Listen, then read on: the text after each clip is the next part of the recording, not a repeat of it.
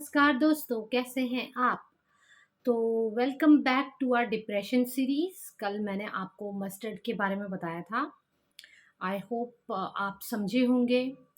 खैर, आज का दिन हमारे लिए थोड़ा दुखदाई है, क्योंकि हमारा एक स्ट्रे बच्चा जो था, उसका नाम मैंने ही रखा था हंसमुख। तो वो अब इस दुनिया में नहीं रहा।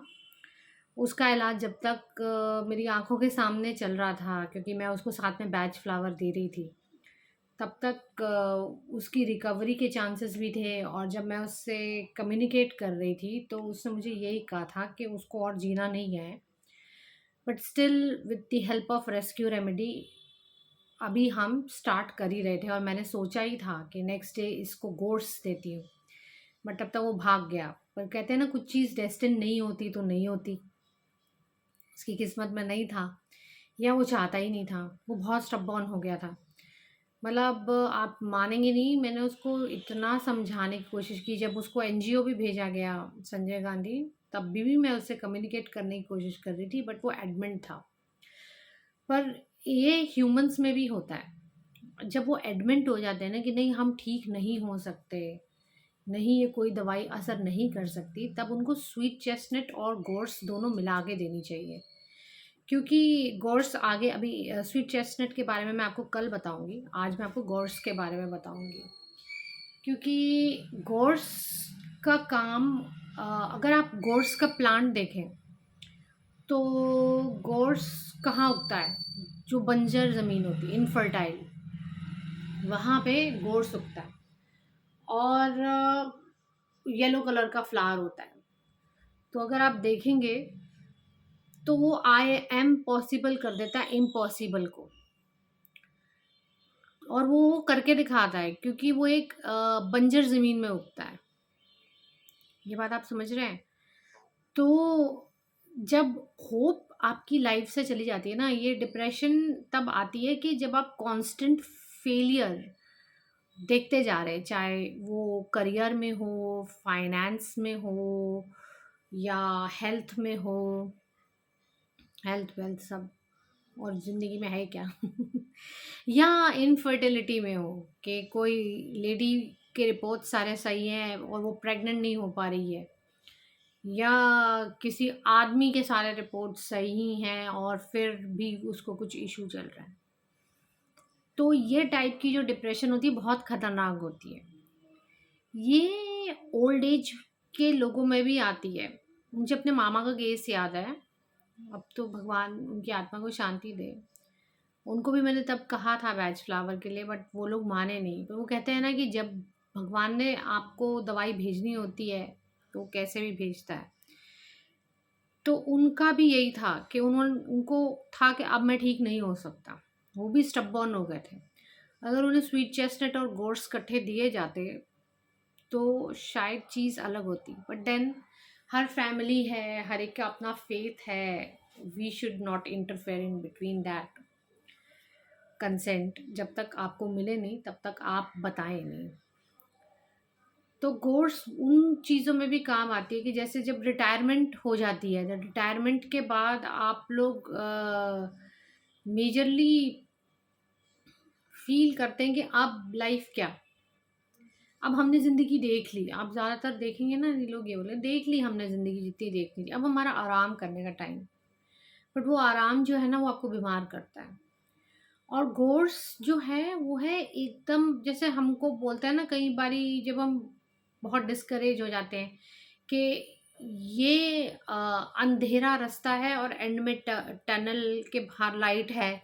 तो ये लाइट का काम करती है। ये वो लाइट है जो आपको एक डार्कनेस से निकालती है। जो डार्कनेस में आप चलते जा रहे हो और आपको दिख रहा है दूर लाइट है, पर उस लाइट तक पहुंचना आपका काम होता है।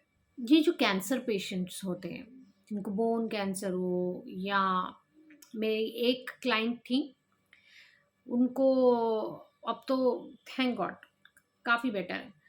उनको डॉक्टर ने जवाब दे दिया था, और उनका बेटा आया था मेरे पास कि मैं होम्योपैथी अंकल के पास भी गया, उन्होंने भी दवाई नहीं दी, तो मेरी मम्मी अब उठ नहीं सकती हैं, लोग कह रहे हैं जर्म्स फैल गए हैं। तो उसको मैंने गोट्स दी थी, क्योंकि गोट्स का काम ही यही है, वो आपको बेड से उठा देगी। आपकी कितनी भी क्रॉनिक डिजीज़ होगी ना, आपका दिमाग ऐसे चेंज होगा। तो क्रॉनिक इलनेस जिसको भी हो, या कैंसर किसको भी हो, या ऐसी चीज़ जिसमें डॉक्टर ने जवाब दे दिया है कि अब ये ठीक नहीं हो सकता या सकती, या बेड रिडन लोग जो होते हैं, आप गोट्स दे के देखिए। ओल्ड एज लोग जो होते हैं, उनको गोट्स दे के देखिए। आप खुद देखेंगे कि आपको कितना ज़्यादा चेंज नज़र आएगा। तो गोट्स कैंसर पेशेंट्स हो गए, आपकी क्रॉनिक इलनेस हो गई, ओल्ड पीपल हो गए, और एनिमल्स में एक बुखार होता है जिसमें हमें डॉक्सी देनी पड़ती है, जो सर पे चढ़ जाता है। सुल्तान को भी एक बार ही हुआ था, बट तब मैं बैच फ्लावर नहीं जानती थी, पर टचवुड ठीक हो गया। पर ऐसा बुखार जो होता है, ये 15 से 20 दिन रहता है, या कई बार ये 1.5 महीना 2 महीना चलता है।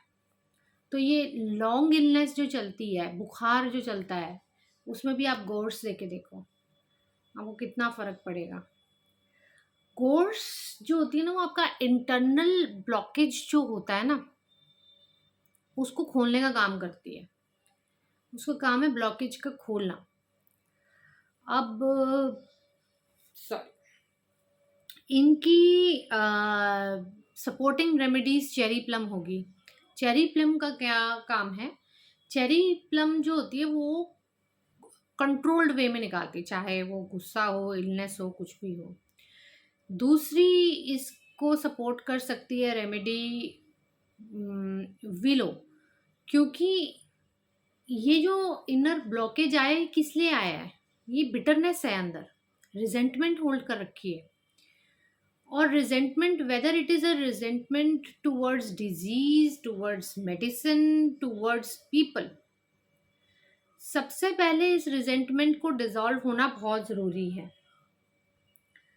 और इसकी कॉम्प्लीमेंट्री एक तीसरी है, वो है वाइल्ड रोज। वाइल्ड रोज मेरी फेवरेट है, ये वाली वाइल्ड रोज। इसका काम है कि जब हम लाइफ में गिव अप कर देते हैं ना, तो ये लाइफ का मोजो ख़त्म हो जाता है, तब वाइल्ड रोज देना होता है। तो ये 3 एसेंस हैं जो सपोर्ट करते हैं, बट देखना पड़ेगा, क्योंकि पहले आपको मेंटल हेल्थ देखनी बहुत ज़रूरी है उस बंदे की। जो गोड्स वाले बंदे होते हैं वो आसानी से खुलेंगे भी नहीं आपके सामने। उनको खोलने के लिए, ताकि वो आपसे बात करें, पहले उनको हॉली और वाइल्ड ओट देना ज़रूरी है। जैसे ही आप दोगे ना, आप देखोगे आधे घंटे के अंदर वो सब बता देंगे कि उनके साथ हो क्या रहा है। ज़्यादातर आप ये समझ गए कि ये जो डिप्रेशन होती है, ये कहते हैं बस आगे कुछ नहीं है, आगे भी अंधेरा ही अंधेरा है। अच्छा, ये ऐसे बच्चों के लिए भी है जिसके लिए डॉक्टर्स बोल देते हैं कि नहीं जी आपकी हाइट बढ़ेगी। तो आपने पाइन देखा है कितना लंबा होता है ना? तो गोड्स और आप मिला के देखो, देखो कैसे हाइट नहीं बढ़ती। ये भी बहुत फ़ायदेमंद है, ये ट्राई करके देखना। मेजर डिप्रेशन है तो स्वीट चेस्टनट, कल स्वीट चेस्टनट को पकड़ेंगे हम। मैं स्वीट चेस्टनट के बारे में आपको बताऊंगी। उसको night of the dark soul भी कहा जाता है, क्यों कहा जाता है कल बताऊंगी। पर आज हम कोर्स के ऊपर नज़र डालेंगे। जैसे आप देखते हैं ना, जब दिखाते हैं एकदम अंधेरा, बीच में एक मोमबत्ती जल रही होती है, वैसे वो मोमबत्ती जो है वो गोर्स है।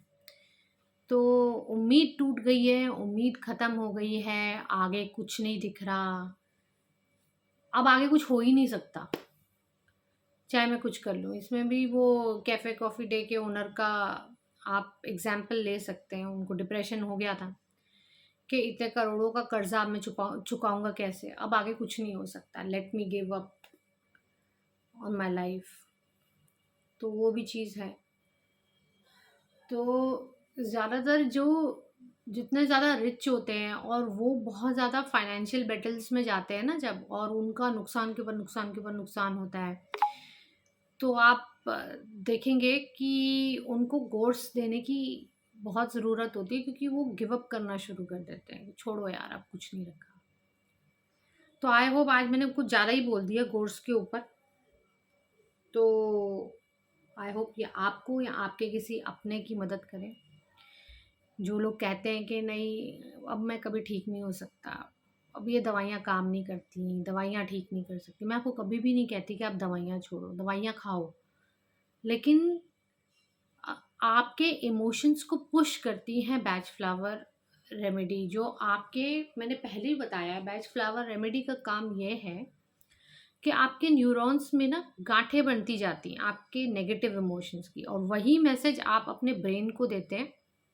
वही ब्लॉकेज आपका ब्रेन लेता है और वो आगे आपके बॉडी सिस्टम को पास ऑन करता है। तो जब आप यहाँ से ब्लॉकेज खोलते जाएंगे, वो कड़ियाँ खोलते जाएंगे, तो आप देखेंगे कि आपके काम भी कैसे बनने लग गए हैं। पर आप अपने आप को अगर नेगेटिव स्टेटमेंट बोलते रहेंगे कि यार नहीं ठीक हो सकता, अब कुछ नहीं हो सकता, अब तो बूढ़े हो गए हैं, अब हमारी उम्र आ गई है, तो ये चीज़ें आप अपने दिमाग में डाल रहे हैं, जो वो आपका दिमाग जो है आगे मैसेज पास कर रहा है आपके बाकी बॉडी पार्ट्स को। So you have to be very careful about what you speak, what you think. सोच जो है उसको पॉजिटिव रखना बहुत ज़रूरी है, और आप कोर्स लेके देखिए और आप फ़र्क देखेंगे। चलिए फिर, आई होप ये वीडियो आपको या आपके किसी अपने की हेल्प करे। नमस्कार, कल मिलेंगे। अच्छी वीडियो लगी तो लाइक, सब्सक्राइब, शेयर, और कुछ पूछना हो कोर्स को लेके तो आप कमेंट्स में मेंशन कर सकते हैं। Thank you.